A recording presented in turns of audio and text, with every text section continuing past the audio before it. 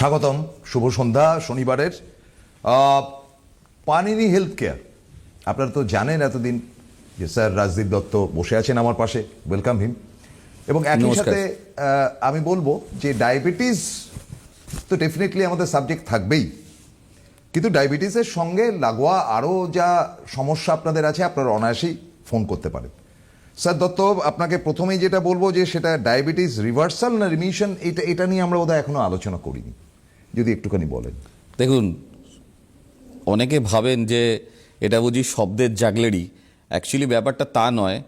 Diabetes reversal আর diabetes remission এই দুটোর মধ্যে ডিফারেন্স হচ্ছে গিয়ে, ডায়াবেটিস রিভার্সাল মানে ডায়াবেটিসটাকে যদি আপনি রোগ হিসাবে ধরেন তাহলে তার একটা রিভার্সাল আসে। কিন্তু আমি আগেই আপনাদেরকে বলেছি যে ডায়াবেটিসটা একটা হরমোনের ডিসঅর্ডারের দ্বারা তৈরি হওয়া একটা অবস্থা, যে অবস্থার মধ্যে আমাদের শরীরের বিভিন্ন অর্গানগুলোও জড়িয়ে পড়ে। তো যদি এইরকমই কন্ডিশন থাকে তাহলে ডায়াবেটিস সেরে যাওয়া মানেটা কি? আমার প্রশ্ন দর্শকদের কাছে, ডায়াবেটিস রিভার্সাল ডেফিনেটলি হয়, কিন্তু সবথেকে বড় কথা অ্যাজ পার এডিএ মানে আমেরিকান ডায়াবেটিক অ্যাসোসিয়েশনের নিয়মাবলী অনুযায়ী 5.7 থেকে 6.5 HbA1c যদি থাকে গড় একটা মানুষের ওষুধ না খেয়ে, ইন দ্যাট কন্ডিশন আমরা বলতে পারি ডায়াবেটিক তার রিমিশনস হয়েছে। ইট নট মিনস ভালো করে বুঝবেন, it not means diabetic reversal বা রিমিশনই হচ্ছে গিয়ে সব থেকে ভালো রাস্তা, যে রাস্তায় ডায়াবেটিসটাকে যদি কন্ট্রোল করতে হয়। ডায়াবেটিস একটা যেহেতু অবস্থা, আপনার শরীরে সুগার বা চিনির দরকার আছেই, নাহলে শরীরে শক্তিই তৈরি হবে না। তো সেক্ষেত্রে রিমিশনটা হওয়া উচিত definitely or the long time. আপনার HbA1c-কে 5.7 থেকে 6.5 এর মধ্যে রাখা, not only that but also all the organ which is infected by this disease সেটাকেও রিভার্সালের দিকে। এটা থেকে যে সাইড এফেক্ট গুলো হয়েছে, অনেক সময় স্কিনের হতে পারে, হ্যাঁ, অনেক সময় ধরুন আপনার গা হাত পা ফুলতে পারে, ব্যথা হতে পারে, এই যে মানে সেগুলো তো সব ডায়াবেটিক পেশেন্টেরই ম্যাক্সিমাম হচ্ছে। দাঁতের প্রবলেম হতে পারে, একদমই। হ্যাঁ, তো সেগুলো রিমিশন এখন কিভাবে বলবো, মানে এটা তো তারা ওষুধ খেয়েই চলেছে দিনের পর দিন। হ্যাঁ, দেখুন, এই জিনিসগুলোকে ডায়াবেটিস যদি কন্ট্রোলে আসে, ডায়াবেটিস যদি রিমিশনে আসে, এবং তার সাথে যদি আমাদের রেসপেক্টিভ যে অর্গানস, যেগুলো হার্ট রয়েছে, কিডনি রয়েছে, চোখ রয়েছে, লিভার রয়েছে, এগুলোকেও আমাদের একসাথে জয়েন্টলি রিমিশনে নিয়ে আসতে হবে। ইন দ্যাট কেস বলা যেতে পারে ডায়াবেটিস রিভার্স হয়েছে, ডায়াবেটিস যে অবস্থাটা সেটা রিভার্স হয়েছে। আমার বক্তব্যটা একটু ডিফার করছি। সেটা হলো যে আমি ধরুন ওষুধ বিষুধ খেয়ে হোক বা ডাক্তারবাবুরা যা বললেন আমি শুনলাম, একটা কন্ট্রোলে চলে এলো যে আচ্ছা আপনি যেটা বললেন যে এর মধ্যেই রয়েছে। আচ্ছা, আমার সাইড এফেক্ট কিছু হয়েছিল ফরচুনেটলি, ধরা যাক যে আমার স্কিন ডিজিজ হয়েছিল কিংবা ফোড়া কমছিল না, এই যে ব্যাপারগুলো যেগুলো হয়, তো সেগুলো তো অন্তত কমতে পারে। তো ডেফিনেটলি কমবে। ডায়াবেটিস কমার সাথে সাথে মানে যে কন্ডিশনগুলো হয়ে থাকে ইনসুলিন রেজিস্ট্যান্সের বেড়ে যাওয়ার কারণে, কারণ ডায়াবেটিস মানে কিন্তু সুগার বেড়ে যাওয়া না, আমি এর আগের দিনও বলেছি, এর সাথে ইনসুলিন রেজিস্ট্যান্স জড়িয়ে আছে। অনেকে ভাবেন যে ডায়াবেটিস আমার এখন 6.5 রয়েছে, তো জেনারেলি আমি তার মানে সুস্থ। হ্যাঁ, কিন্তু দেখা যায় যে ব্যাপারটা তা নয়। দেখা যায় যে ভেতরে তার যে মেটাবলিক যে ডিসঅর্ডার যেগুলো থেকে গেছে তার অর্গানের ওপর, সেগুলো কিন্তু স্টপ নেই, সেগুলোর ওপর কোনো কাজ করা হয়নি, কিন্তু ওনার সুগারটা বাড়ছে না। তার মানে কি ডায়াবেটিক রিভার্সাল হয়ে গেছে? নো, এইখানেই হচ্ছে গিয়ে সমস্যাটা। তার মানে আমাকে গোড়া থেকে ব্যাপারটাকে ভাবতে হবে। অথচ দেখুন আপনার অনুষ্ঠানে যে সমস্ত ফোন আসে মানে আমাদের দর্শকদের, তাদের অধিকাংশই খুব হতাশাগ্রস্ত যে না ডাক্তারবাবু কমছেই না, মানে 170 আর ওটা হচ্ছে গিয়ে 300। ওষুধ খাচ্ছেন? হ্যাঁ ওষুধ খাচ্ছি। আচ্ছা ইনসুলিন নিচ্ছেন? না ইনসুলিন নিচ্ছি না। বা কেউ হয়তো বললেন যে ইনসুলিন নিচ্ছি, কবার নিচ্ছেন? না একবারই নিচ্ছি। কেউ বললো 2বার নিচ্ছি, কেউ বলছে 3বার নিচ্ছি।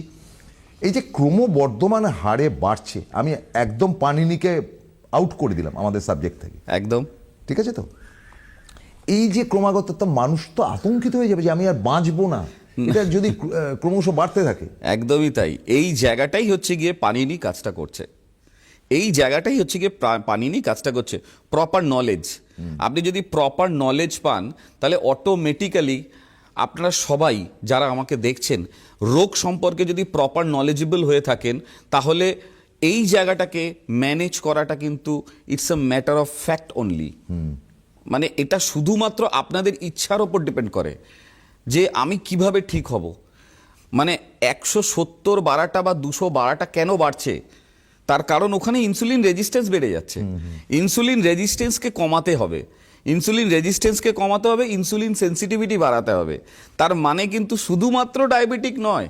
মানে আমি বিভিন্ন কেস দেখেছি, আমার কাছে বিভিন্ন পেশেন্ট এসছে যারা আমাকে বলেছে স্যার আমার ডায়াবেটিক আমি এখন নর্মাল আছে। তা আমি বললাম যে কত আছে, তো HbA1c দেখা গেল 6.2, কিন্তু এই 6.2 তার চলে যাচ্ছে মনে করুন 5 মাস 6 মাস ধরে চলে যাচ্ছে, কিন্তু তার হৃৎপিণ্ডের সমস্যা রয়েছে, তার সমস্যা রয়েছে, মনে করুন লিভারের সমস্যা রয়েছে। এই জায়গাগুলোকে রিভার্সাল না করলে আবার কিন্তু ওটা বেড়ে যাবে। বুঝতে পেরেছেন? তখন আমি তাদেরকে, এজন্যই তো আমি ইন্ট্রিগেটেড, পানিনি কি করে, পানিনি পুরো ইন্ট্রিগেটেড ভাবে ব্যাপারটাকে দেখার চেষ্টা করে বা বোঝার চেষ্টা করে বা সেখানে সলিউশন দেওয়ার চেষ্টা করে। নট অনলি সেফ সুগারটাকে লো করে রাখাটাই it's not the target of Panini health care. ইনসুলিনটাকে কন্ট্রোল করে দিল। হ্যাঁ, বা ইনসুলিনকে কন্ট্রোল করার তো অনেক রাস্তা আছে। ইনসুলিন বলছি, সুগারকে কন্ট্রোল করার তো অনেক রাস্তা আছে, কিন্তু ভেতরে যে ডিসঅর্ডারগুলো হয়ে আছে এন্টায়ার ব্যাপারটাকে ওপর মনিটর করাটাই হচ্ছে গিয়ে মেন ডায়াবেটিসের রিভার্সাল বা রিমিশন। এই যে ইনসুলিনের যে প্রবলেমটা, ইনসুলিন আমার শরীরের বা ডায়াবেটিক যে ব্যাপারটা বলেন, এটা কি বাধ্যতামূলক যে ফ্যামিলিতে থাকলে কারুর পরবর্তী প্রজন্মে আসবে? না, না, মানে দেখা যাচ্ছে যে যার এসছে তার ফ্যামিলির কারুর না কারুর ছিল, একবারে একটা ফ্রেশ লোক, তার আগে কেউ কারুর ডায়াবেটিস কোনোদিন ছিল না অথচ তার শরীরে ডায়াবেটিস হলো, এরকম পাওয়া যায় কি? হতে পারে। কেন? তার কারণ আপনি যদি লাইফস্টাইলে ভালো করে ভাবুন, আপনার শরীরে কার্বোহাইড্রেট যদি অতিরিক্ত পরিমাণে যায় তাহলে লিভার তখন কি করবে, ওই কার্বোহাইড্রেটকে পাচন করতে পারবে না, তো অটোমেটিক্যালি তার জন্য সুগারটা বেড়ে যাবেই, এটা খুব স্বাভাবিক কথা।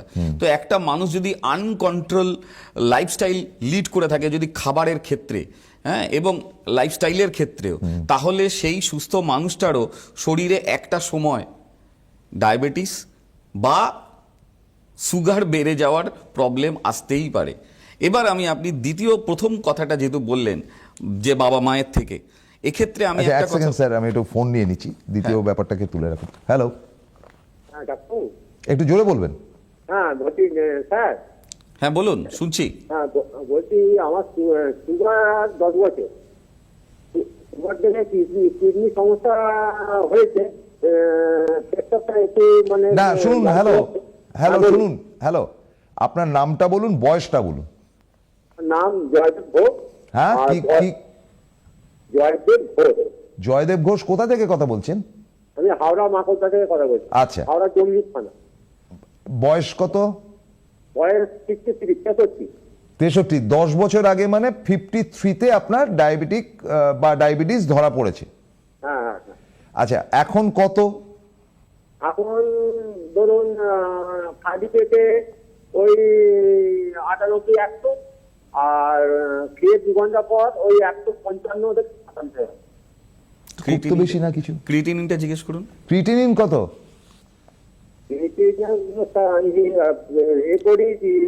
তাহলে কিডনির প্রবলেমটা আপনাকে কে বললো ক্রিটিনিন যদি না করে থাকেন?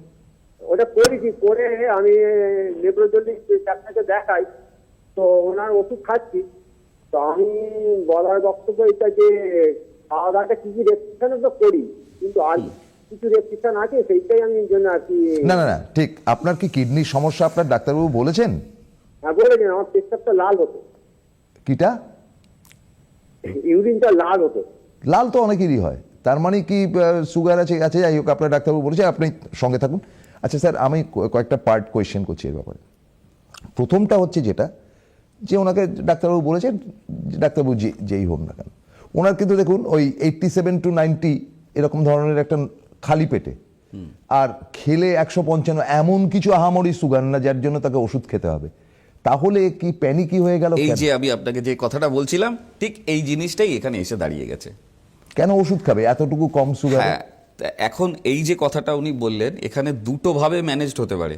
এক হচ্ছে কি ওষুধ খেয়ে এই ডেটাটা আসতে পারে, আর ওষুধ না খেয়ে এই ডেটাটা আসতে পারে। ওষুধ না খেয়েও যদি এই ডেটাটা আসে তাহলেও ওই কিডনিতে সমস্যা আসতে পারে, যদি না ওনার প্রপার কিডনির ওপরে কোনো ম্যানেজমেন্ট এর আগে করা না হয়ে থাকে, মানে ইনসুলিন রেজিস্ট্যান্সের ওপরে। আমি বলছি ইনসুলিন রেজিস্ট্যান্সের ওপরে যদি ওনার কাজ করা হয়ে থাকে তাহলে কিন্তু ওনার এই ধরনের সমস্যা আসতো না। কিন্তু ওনার ইনসুলিন রেজিস্ট্যান্সের উপর কাজ না করে ওনার শুধু সুগারের ওপর কাজটা করা হয়েছে, যে কারণে ইনসুলিন রেজিস্ট্যান্স হায়ার হওয়ার কারণে যেমন হৃদরোগের ঝুঁকি বেড়ে যায়, ঠিক তেমনি কিডনি ডিসঅর্ডারও বেড়ে যায়। অর্থাৎ এর ক্ষেত্রে যেটা হয়েছে, এনার ক্ষেত্রে যেটা হয়েছে, অর্থাৎ এনার সবার আগে উচিত ইনসুলিন রেজিস্ট্যান্সকে কম করাতে হবে। ইনসুলিন রেজিস্ট্যান্সকে কম করে অবশ্যই কিডনির যে প্রবলেমগুলো সেগুলোকে আইডেন্টিফাই করে সেগুলোকে সর্ট আউট করতে হবে। আচ্ছা উনি আরেকটা বললেন যে মানে ইউরিন লাল হচ্ছে। হ্যাঁ দেখুন, একটা লাল তো ইনফ্ল্যামেশন অনেক কারণেই হতে পারে, বিভিন্ন কারণে, সেটা অবশ্যই সুগারের রোগীদের সাদা ইউরিনও হতে পারে, এবং ম্যাক্সিমাম তাই হয়। ডেফিনেটলি এটা দেখুন, এটা এখান থেকে তো বসে বলা যাবে না। ডেফিনেটলি ইউরিন কালচার করতে হবে, কোনো ব্যাকটেরিয়াল থ্রেটস আছে কিনা সেটা দেখতে হবে। যদি সেটা ব্যাকটেরিয়াল থ্রেটস হয়ে থাকে তাহলে ডেফিনেটলি সেই ব্যাকটেরিয়াকে কমাতে হবে, সেই ব্যাকটেরিয়াকে শেষ করতে হবে। তাহলেই অটোমেটিক্যালি ওনার ইউরিন নর্মালি লাল হয় না। ইউরিনের রং হচ্ছে কি পেল ইয়েলো, হালকা ইয়েলো। সকালবেলাটা একটুখানি ইয়েলো থাকে, সকালবেলাটা একটু হালকা একটু গাঢ় হয়ে থাকে, কারণ সারা রাত্রি স্টকে থাকে। তো জেনারেলি ইউরিনের নর্মাল কালার আসা উচিত পেল ইয়েলো।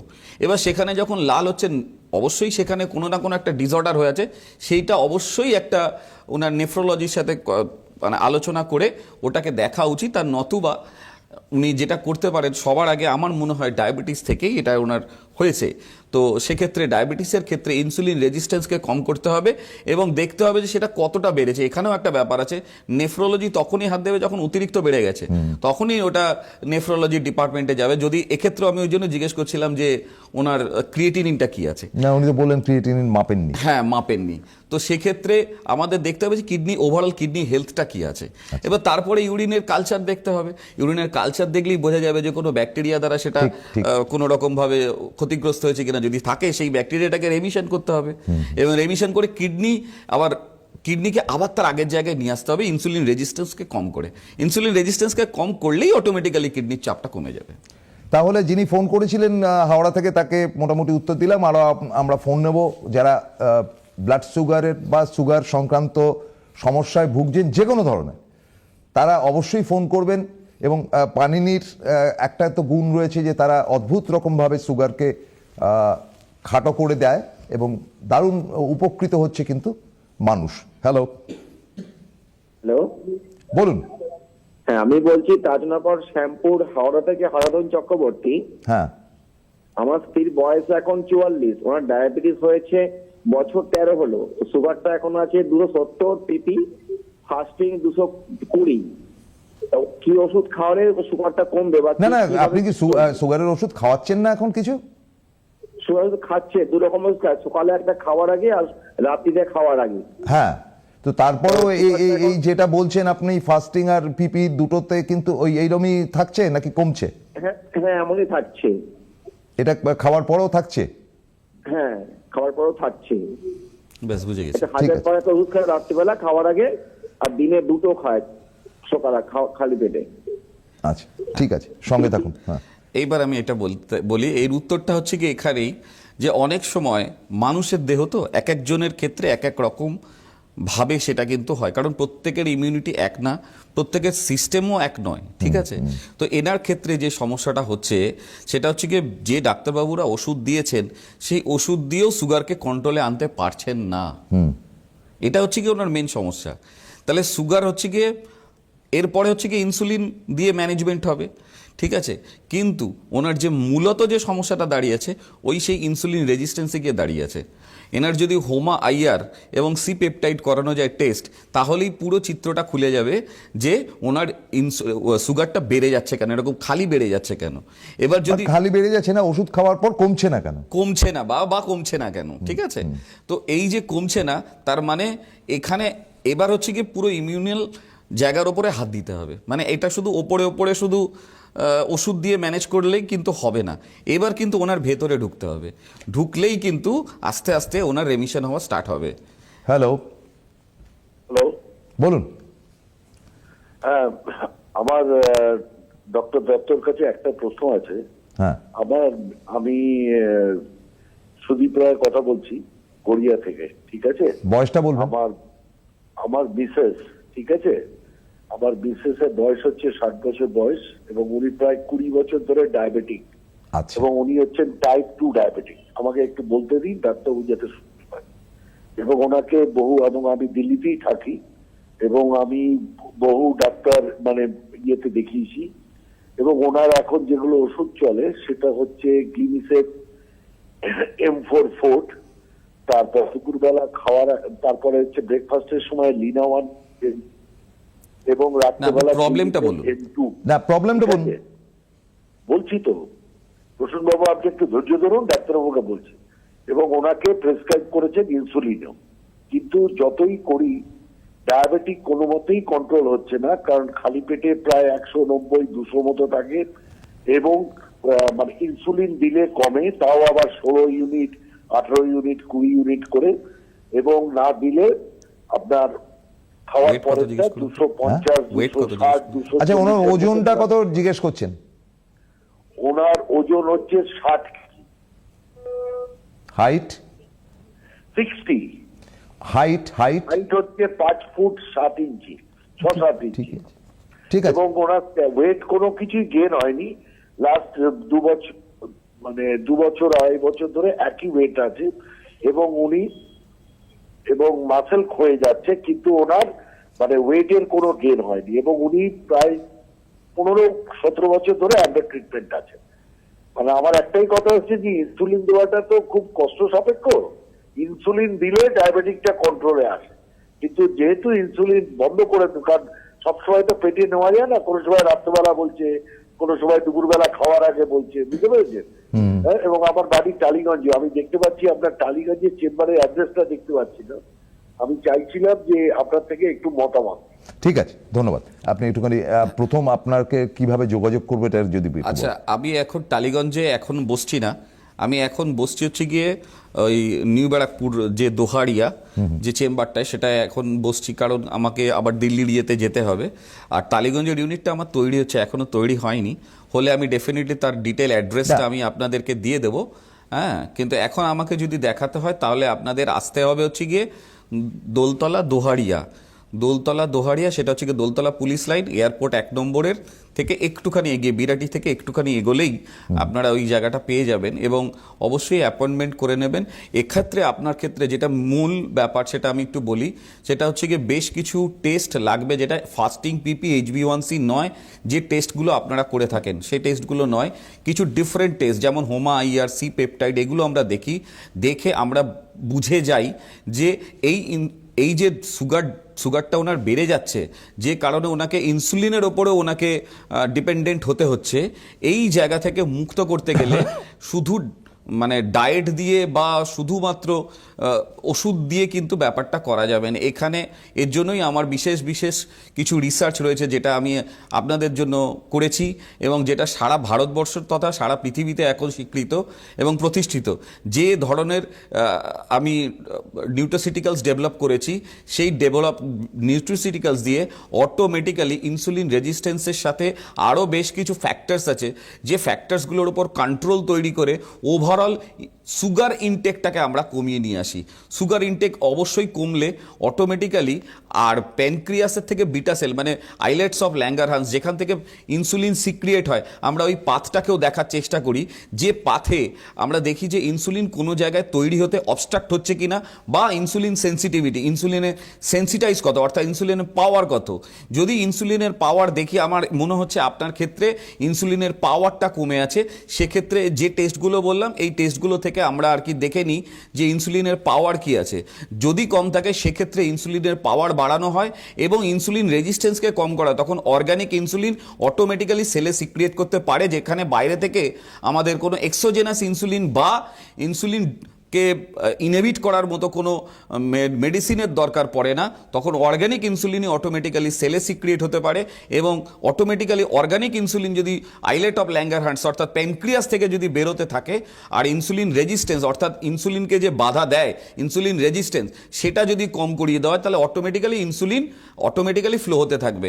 এবং এখানে 10 বছর হোক 20 বছর হোক সেটা বড় ফ্যাক্টর না, ফ্যাক্টর হচ্ছে গিয়ে সঠিক ম্যানেজমেন্ট যদি করা যায় এক্ষেত্রে কিন্তু রেমিশন হওয়াটা খুব একটা বড় সমস্যা না। আর অবশ্যই একটা ডায়েট, যে ডায়েটটা অবশ্যই মানে পার্সোনালাইজ ডায়েট হতে হবে। কারোর ওই ধরুন অল্প স্বল্প আমি ভাত খেলাম অল্প বা বেশি করে ফল খেলাম এরকমভাবে ভাবলে হবে না। পার্সোনালাইজড ডায়েট করলে অবশ্যই তার নিউট্রা প্রোফাইল দেখে আমরা একটা পার্সোনালাইজড ডায়েট করিয়ে দিই, যে পার্সোনালাইজড ডায়েটের মাধ্যমে তার পুরো ইনসুলিনের ইনটেক কি হচ্ছে কেমনভাবে হচ্ছে তাকে পুরো মেপে আমরা ডায়েটটা করি। এবং তার সাথে অবশ্যই আমার যে রিসার্চ সাপ্লিমেন্টসগুলো আছে সেগুলো যখন যায় এবং যেগুলো হাইলি পরীক্ষিত এবং উইদাউট সাইড এফেক্টস এবং যে কারণে তখন অটোমেটিক্যালি সুগারটা কিন্তু অটোমেটিক্যালি কমতে থাকে, কারণ অর্গানিক ইনসুলিন সিক্রিয়েট করছে, বাইরে থেকে এক্সোজেনাস ইনসুলিনের দরকার পড়ছে না। তাহলে বাইরে থেকে যদি এক্সোজেনাস ইনসুলিনের দরকার না পড়ে তাহলে ইন্ডোজেনাস ইনসুলিন সেই জায়গাটা নিয়ে নেবে, অটোমেটিক্যালি সুগার লেভেলটা ধীরে ধীরে কমবে। এবং অনেক আমি পেশেন্ট দেখেছি যাদের 400, 500, 600 লেভেলের পর্যন্ত আমি বিপি দেখেছি। Thank you. আরো ফোন আছে। হ্যালো হ্যালো হ্যালো, বলুন। হ্যাঁ বলুন। প্রেশার হাই হয়ে গিয়েছিল, হ্যাঁ একটু প্রেশার হাই। আপনার নামটা কি? প্রশান্ত ঘোষ। বয়স কত? 40। কবে থেকে প্রেশার হাই হচ্ছে? আর কোথা থেকে বলছেন? নদিয়া। নদিয়া। আচ্ছা, প্রেশার হাইটা কবে থেকে হচ্ছে? হয়েছে আজকে 1 বছর হয়ে গেল। কতদিন হলো? প্রায় 1 বছর। 1 বছর মানে 39 বছর বয়স থেকে আপনার হাই প্রেশারের ভুগছেন। হ্যাঁ। আপনার শরীরের ওজন কত? ভুঁড়ি আছে? হ্যালো, আপনার কি পেট মোটা মানে ভুঁড়ি আছে? ভুঁড়ি খুব বেশি নেই। আচ্ছা, মানে প্রেশারটা কত আছে এখন? প্রেশার মোটামুটি নরমাল, ঠিকই আছে। তাহলে কিসের জন্য ফোনটা করেছেন কেন? প্রেশার হাই হয়ে গিয়েছিল, তা মা বাবা মোটামুটি বললো, ডাক্তারবাবু বললো বা এখন মোটামুটি ঠিক আছে, তাহলে খানিকটা। আচ্ছা ঠিক আছে, সঙ্গে থাকুন।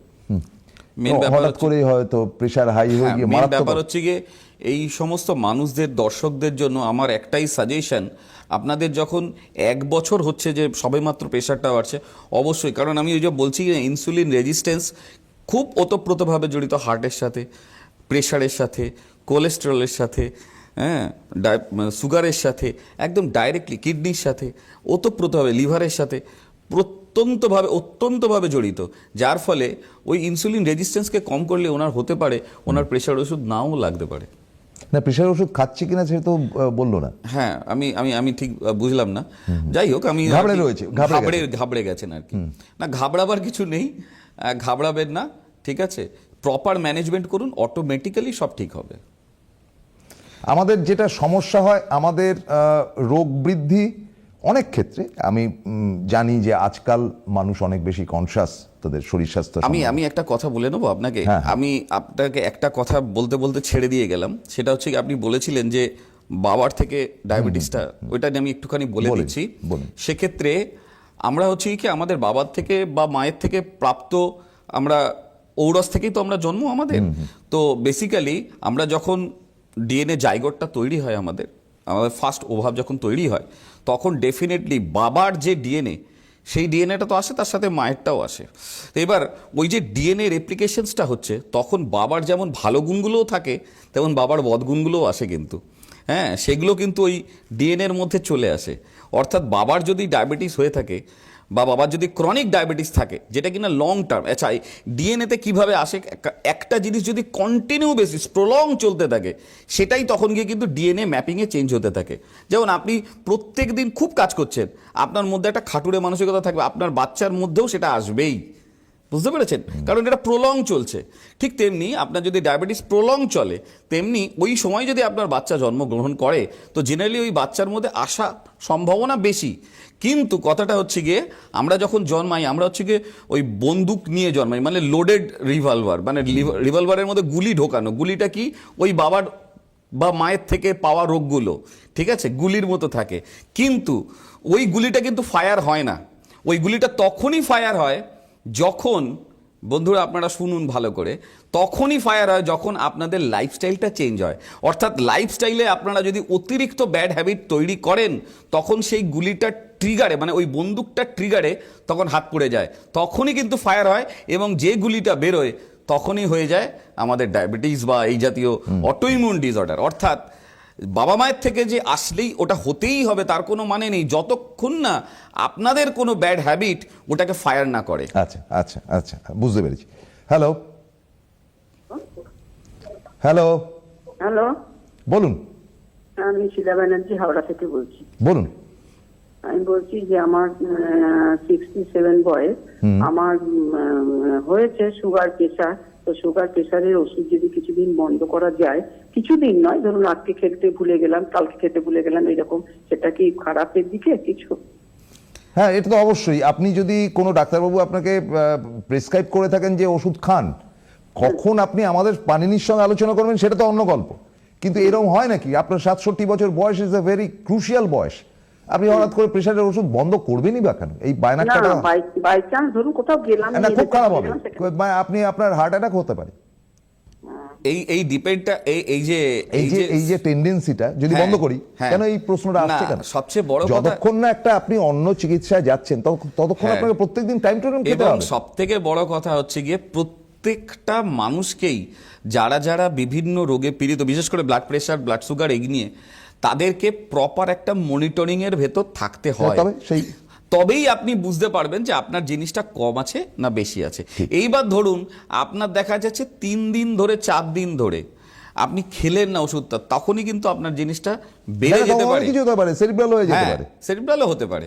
অর্থাৎ সেক্ষেত্রে আপনি তো মনিটর করেননি, কিন্তু যদি আপনার মনিটরে থাকে ব্যাপারটা, এবং আপনার বাড়িতে কোনো একজন ডাক্তার রয়েছে যে কিনা আপনাকে কন্টিনিউ মনিটরিং এ রাখছে, ইন দ্যাট কেস সেক্ষেত্রে তার মতামত নিয়ে আপনি কিন্তু একদিন যদি ভুলেও যান, তখন সে কিন্তু ম্যানেজ করার মতো জায়গায় আছে। কিন্তু আপনি যদি নিজে থেকে ওটাকে বন্ধ করেন বা কিছু করেন, সেখানে কিন্তু আপনাকে কেউ সাজেশন দেওয়ার মতো নেই যে কি হতে পারে কি না হতে পারে, কারণ আপনার মেটাবলিক ডিসঅর্ডার আপনি জানেনই না কি আছে শরীরে, সেটা আপনার একজন ডাক্তার জানে। আমি একটা ফোন নিয়ে নিচ্ছি, maybe the last phone. Hello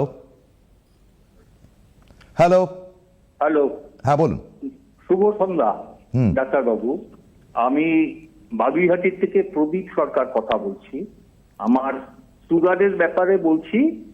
আমি একজন অবসর মানুষ, প্রায় 10 বছর হয়ে গেছে। আমি ডাক্তার সৌমিক গোস্বামীকে, হ্যালো, আমাদের এত ডিটেল না, আপনার সুগারটা কত বলুন, তারপরে আলোচনা করছি। সুগার ফাস্টিং পেটি দুটোই আছে আমার। প্রায় 34 বছর ধরে তো আমার সুগারের পেশেন্ট আমি। ধন্যবাদ, আপনি সঙ্গে থাকুন। আমি সেক্ষেত্রে আপনাদেরকে মেকিং ডিটেল, কারণ আজকে আমাদের হাতে না প্র্যাকটিক্যালি সময় নেই। হ্যাঁ। প্রদীপ বাবু, উই আর ভেরি সরি, আমরা খুব লজ্জিত, আমাদের হাতে একদমই সময় নেই। আপনি সামনের শনিবার দিন দয়া করে যদি দেখেন, আমরা প্রদীপ বাবুর নামটা মনে থাকছে, প্রদীপ বাবুর একটা সুগারের ব্যাপার আমাদের, হি ইজ নিয়ারলি 70, যা বলছেন 10 বছর রিটায়ার করেছে। তবে আমি এইটা বলতে পারি যে আপনার সুগারটা যদি ঠিক মতো ম্যানেজ না হয়ে থাকে, তো আজকে আপনার অনেকগুলো সমস্যা তৈরি হতে পারে। তবে আপনি ঘাবড়াবেন না বা অত ভয়ও পাবেন না। যদি আপনার মনে হয়, আপনি পানিনির সঙ্গে যোগাযোগ করুন, আপনার সেক্ষেত্রে সুগার রিমিশন করার ব্যাপারটা। আর বাগুইহাটি থেকে নিউ ব্যারাকপুর, বাগুইহাটি থেকে নিউ ব্যারাকপুর তো সামনে। তাহলে আজকে শেষ করতে হচ্ছে, সামনের শনিবার দিন ঠিক 5:30টায় দেখা হবে। Thank you very much sir. অনেক ধন্যবাদ আপনাকেও, আপনাদের সবাইকে। সবাই ভালো থাকুন।